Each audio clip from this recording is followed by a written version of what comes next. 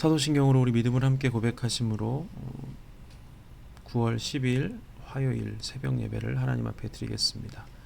전능하사 천지를 만드신 하나님 아버지를 내가 믿사오며 그 외아들 우리 주 예수 그리스도를 믿사오니 이는 성령으로 잉태하사 동정녀 마리아에게 나시고 본디오 빌라도에게 고난을 받으사 십자가에 못 박혀 죽으시고 장사한 지 사흘 만에 죽은 자 가운데서 다시 살아나시며 하늘에 오르사 전능하신 하나님 우편에 앉아 계시다가 저리로서 산자와 죽은 자를 심판하러 오시리라. 성령을 믿사오며 거룩한 공예와 성도가 서로 교통하는 것과 죄를 사하여 주시는 것과 몸이 다시 사는 것과 영원히 사는 것을 믿사옵나이다. 아멘.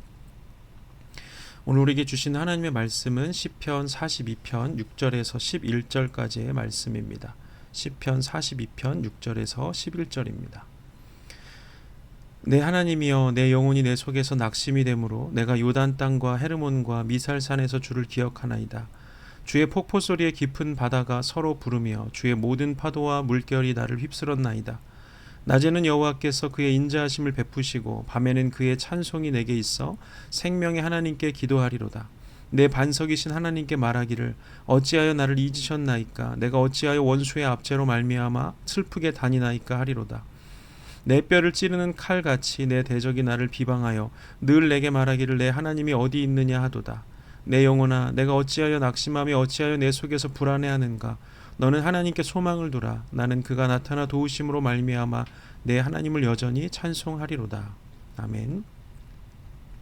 오늘 우리에게 주시는 말씀 시편 42편 6절에서 11절 말씀을 가지고 불안에 떨고 있는 내 영혼에게 라는 제목으로 말씀을 함께 나눕니다.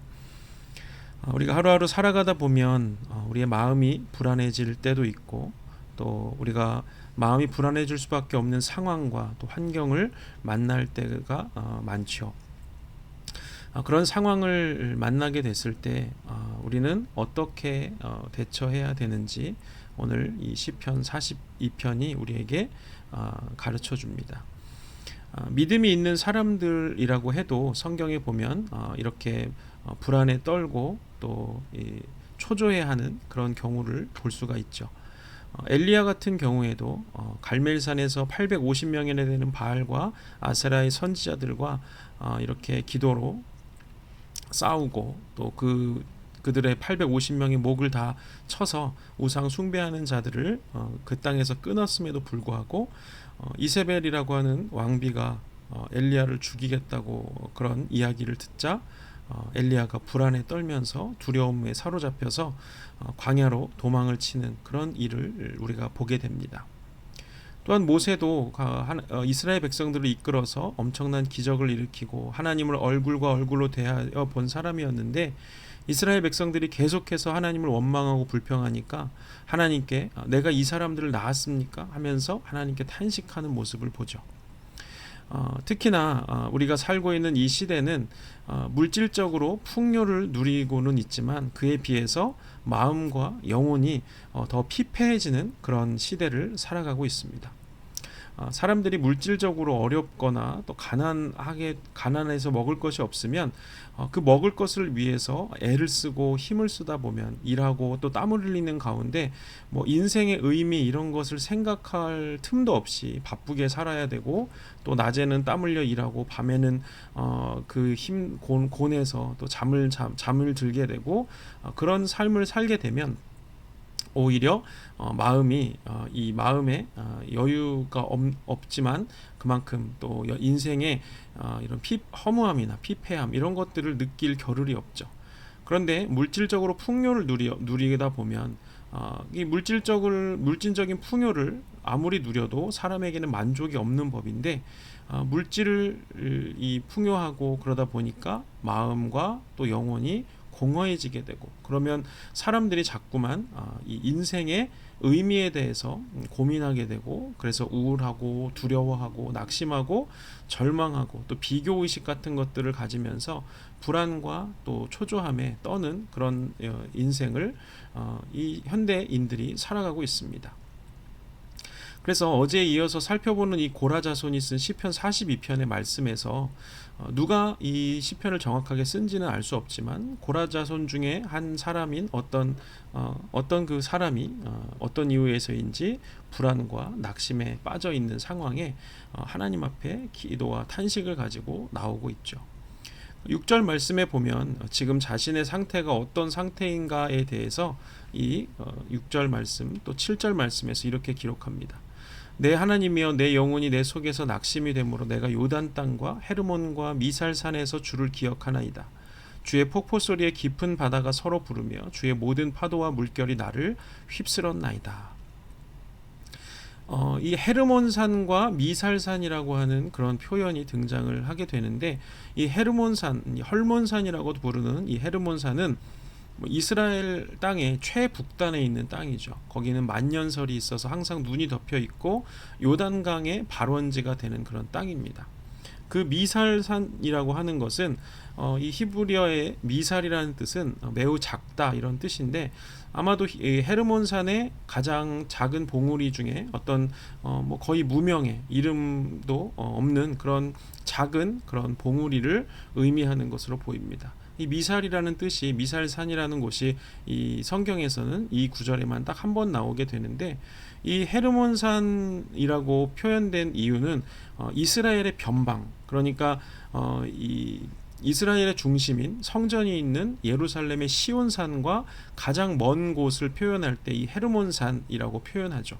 우리나라도 가장 북쪽 이 한반도로 따졌을 때 가장 북쪽이 백두산이 되겠고 또 남한으로 따졌을 때는 철원이나 이런 곳이 가장 북쪽에 있는 곳이죠. 그래서 굉장히 멀리 느껴지는 그런 곳이 바로 헤르몬 산입니다.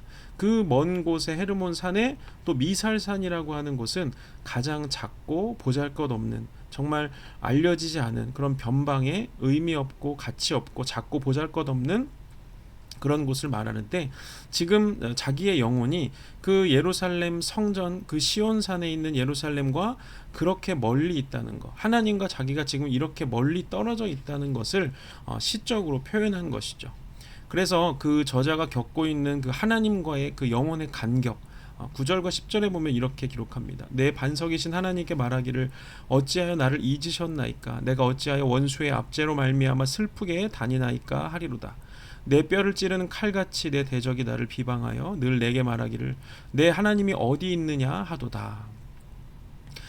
자기 마음으로도 하나님과 멀리 떨어져 있을 뿐만 아니라 주변 사람들과 원수들이 네가 찾는 하나님이 어딨냐, 너 하나님을 믿는데 하나님을 믿는다는 이게 너가 이렇게 맨날 하나님을 찾고 그러는데 하나님이 너 잊어버린 거 아니냐, 그러면서 비아냥거리기까지 하니까 정말 내가 하나님과의 관계에 끊어졌나 이렇게 하는 그런 근심을 가질 수 있다는 것이죠.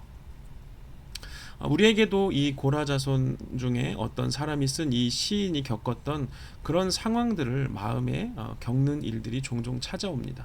뭐 꼭 무슨 문제가 있어서라기보다도 우리의 마음이 하나님과 멀리 떨어져 있는 것처럼 느끼고, 혹은 어떤 내가 해결할 수 없는 그런 불가항력적인 일들을 만났을 때 우리는 그렇게 하나님이 나를 버리셨나, 나를 잊어버리셨나, 내가 하나님께로부터 끊어졌나, 그런 근심을 할 때가 있다는 것입니다.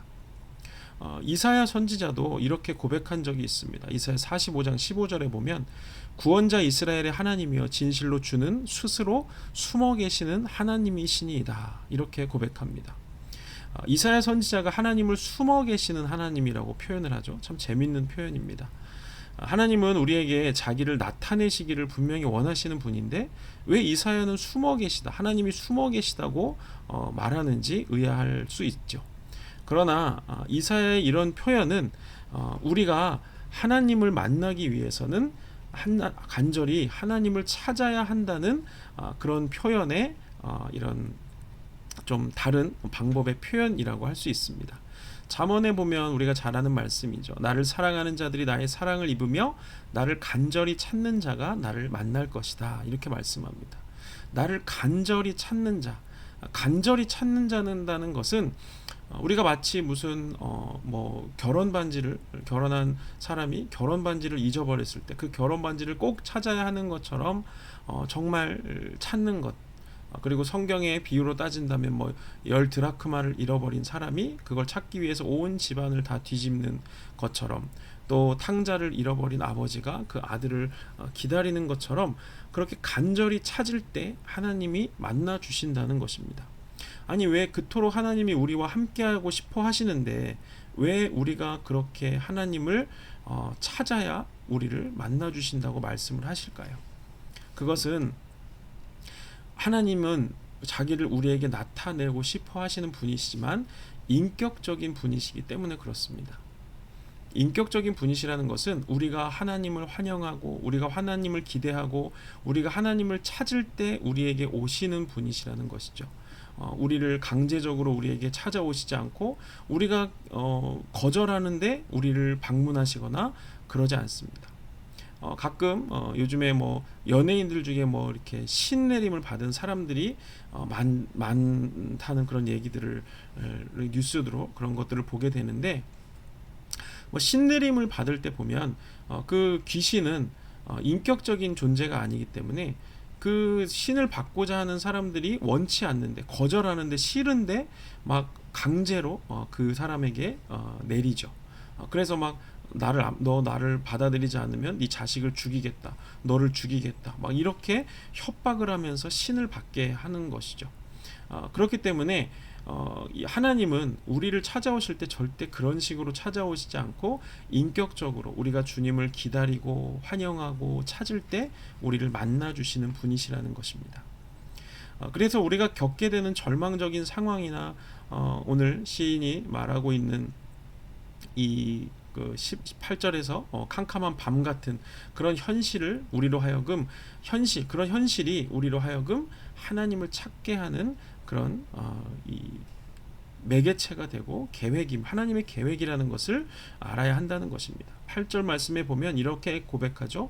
낮에는 여호와께서 그의 인자하심을 베푸시고 밤에는 그의 찬송이 내게 있어 생명의 하나님께 기도하리로다. 이 시인이 그 밤과 같은 그런 현실 가운데 있지만 자기가 하나님을 찬송하겠다고 이렇게 고백하는 것입니다. 밤이라는 시간은 두려움의 시간이고 침묵의 시간입니다. 모든 것이 어두워지고 볼 수 없게 되는 시간, 무슨 일이 일어날지 알 수 없는 두려움의 시간이죠. 그러나 밤이 깊을수록 아침이 다가오고 있다는 것은 분명한 사실입니다. 그래서 가장 어두울 때가 언제입니까? 새벽에 동이 트기 직전이 가장 어두운 때입니다. 그렇기 때문에 어둠이 깊어질수록 우리는 아침이 밝아온다는 사실을 기대해야 한다는 것이죠.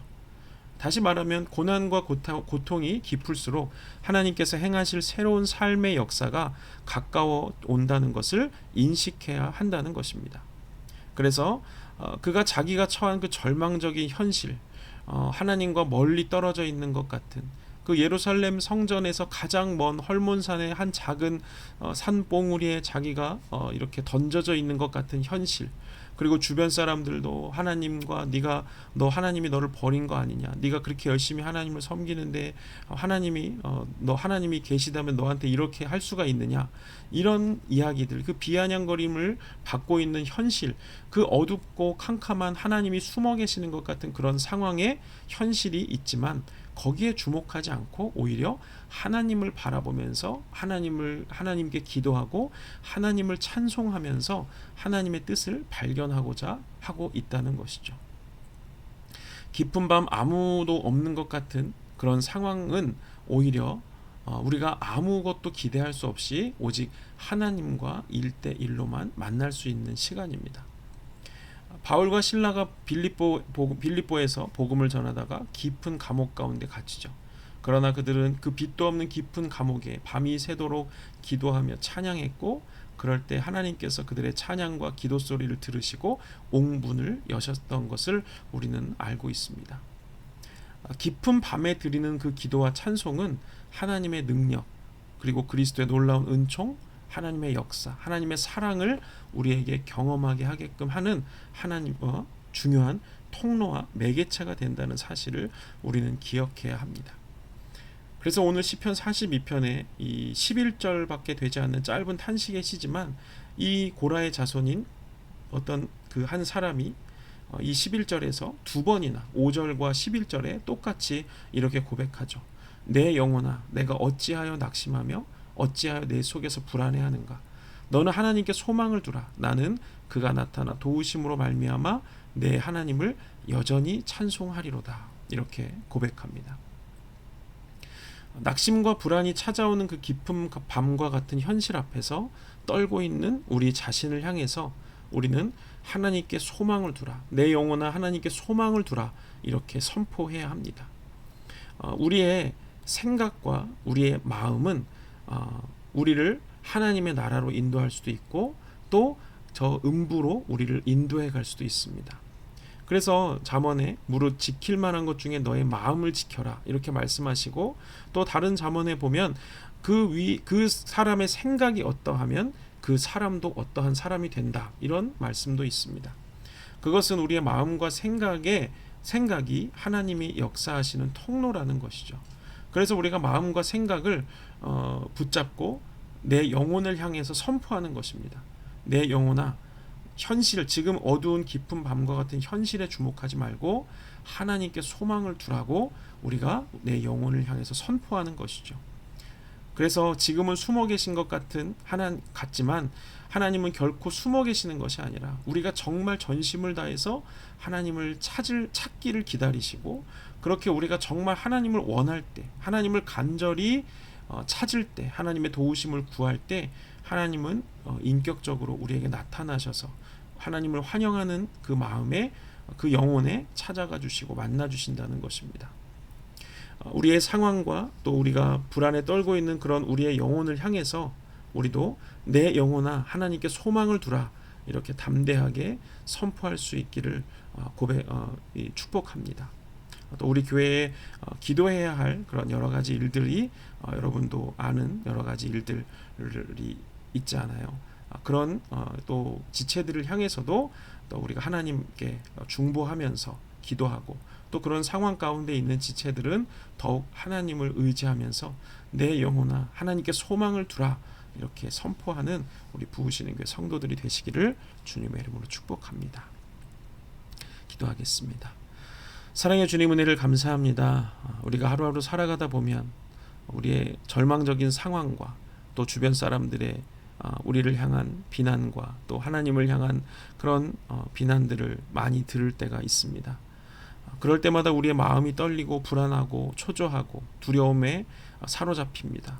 깊은 밤, 아무것도 보이지 않는 어두운 밤을 걷고 있는 것 같은 그런 때를 만날 때가 많습니다.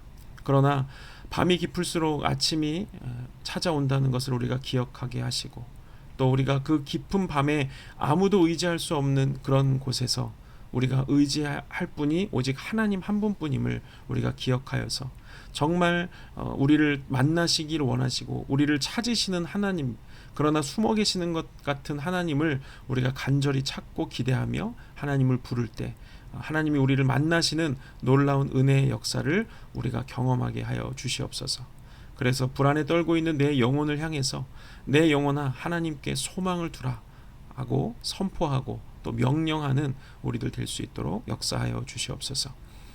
이제는 우리 구주 예수 그리스도의 은혜와 하나님 아버지의 사랑과 성령의 교통하심이 불안에 떨고 있는 내 영혼을 향해서 하나님께 소망을 두라고 선포하며 명령하기를 결단하는 우리 모든 부으시는 교 성도들 머리 위에 이제로부터 영원토록 함께 하시기를 간절히 축원하옵나이다.